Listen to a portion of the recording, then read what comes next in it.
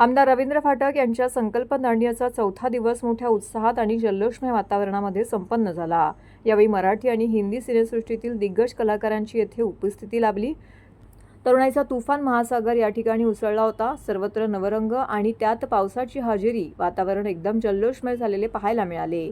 नवरात्रीच्या चौथ्या दिवशी व्ही रिमोर सोल्युशन प्रायव्हेट लिमिटेडच्या प्रिया संदेशकड या नवदुर्गेचा येथे सन्मान संकल्प प्रतिष्ठानच्या कला मंचावरती प्रमुख पाहुण्यांच्या उपस्थितीमध्ये करण्यात आला।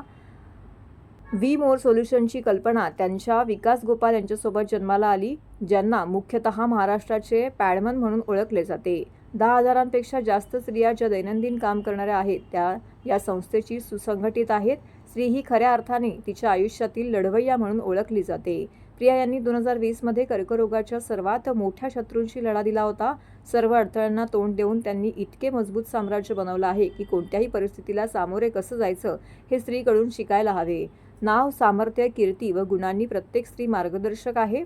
स्वतःच्या नारी शक्तीला सलाम। सदर कार्यक्रमाला यावेळी भगत, शुभंकर तावडे, अभिषेक मेहरुकर, अक्षया गुरव, सुरभी भावे, अभिनेते संतोष जुवेकर, स्वामी समर्थ इव्हेंटचे दिगंबर नाईक व इतर मान्यवर कलाकार येथे उपस्थित होते।